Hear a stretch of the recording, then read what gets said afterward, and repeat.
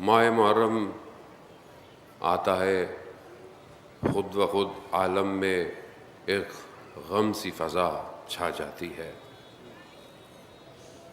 امام رضا علیہ الصلوۃ والسلام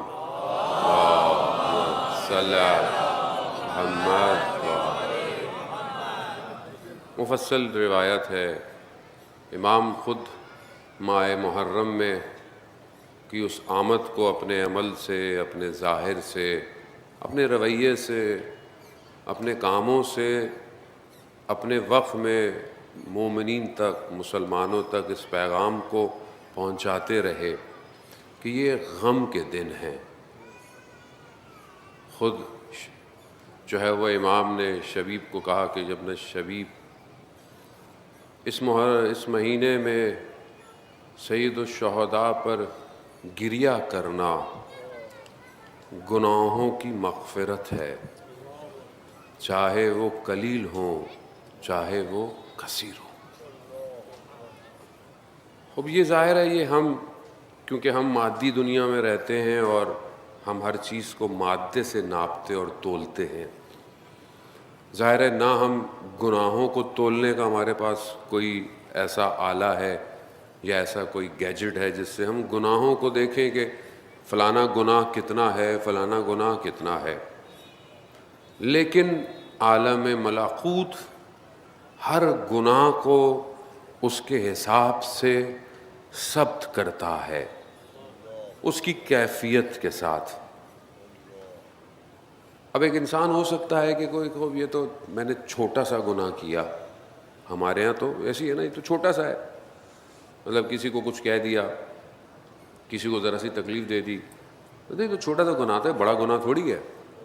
البتہ گناہوں کے بھی اگر آپ جائیں تو گناہوں کے لیے بہرحال سب سے بہترین کتاب آیت اللہ شہید دست غیب کی گناہ کبیرہ، کہ جو اردو میں بھی غالباً 2 والیوم میں پرنٹ ہوئی ہے، جوانوں کے لیے بہت ضروری ہے کہ آپ اس کا مطالعہ کریں تاکہ ہمیں پتہ تو چلے کہ زندگی میں جو کر رہے ہیں وہ گناہ ہیں یا کیا ہے، کیونکہ آج تو اتنا سب کچھ مکس ہو گیا ہے، ہمیں پتہ ہی نہیں ہے حلال کر رہے ہیں یا خدا نخواستہ حرام کر رہے ہیں۔ تو اس کے اندر ہیں گناہ کبیرہ کیا ہے، لیکن علماء اکرام روایات کی روشنی میں کہتے ہیں کہ گناہ چھوٹا ہو یا بڑا ہو، گناہ گناہ ہے۔ گناہ کا مطلب کیا؟ یعنی آپ نے خدا کی نافرمانی کی ہے، گناہ یہی ہے نا۔ مثال کے طور پر کوئی خاتون بے حجاب نہیں ہے، بد حجابی ہے، مثال کے طور پر تھوڑے سے بال نظر آتے ہیں، آپ کو پتہ ہے واجب ہے بالوں کو ڈھانپنا، حجاب کے اندر واجب ہے، جب خاتون بالغ ہو جاتی ہے اس کے لیے حجاب کرنا واجب ہے، چاہے وہ بچی ہو چاہے وہ جیسی بھی ہو۔ لیکن مثال کے طور پر کوئی کہ تھوڑے سے بال نظر آ رہے ہیں، وہ یہ تو تھوڑے سے ہیں، یا آپ الہی فرمان کے مقابلے میں انجام دے رہے ہیں، یہ تھوڑا نہیں ہے، یہ اللہ کے فرمان کے مقابلے میں۔ جب وہ سورہ نور میں کہہ رہا ہے کہ اپنی ماؤں، بہنوں، بیٹیوں کو ڈھانپ دو چادر سے، تو آپ کس کے مقابلے میں ہیں؟ خدا کے مقابلے میں ہیں آپ۔ تو اب دنیا تو ہم پیرامیٹر نہیں کر سکتے نا، کیونکہ ہمیں پتہ نہیں ہے، ہم تو اپنی آنکھ سے دیکھتے ہیں، جو ہمیں نظر آتا ہے ہم دنیا کو ویسے ہی دیکھتے ہیں، یہ گورا ہے، یہ سانولا ہے، یہ کالے کپڑے پہنا ہوا ہے، یہ دوسرے کپڑے پہنا ہوا ہے، یہ چھوٹا ہے، یہ بڑا ہے، ہم تو یہی ناپتے ہیں۔ مگر عالم ملکوت ہمارے ظاہر کو نہیں، ہمارے باطن کو دیکھ رہا ہوتا ہے۔ اب یہ جو گناہ ہے، اس کو دنیا کی کوئی سکینر مشین نہیں بتا سکتی کہ اس شخص کے کتنے گناہ ہیں۔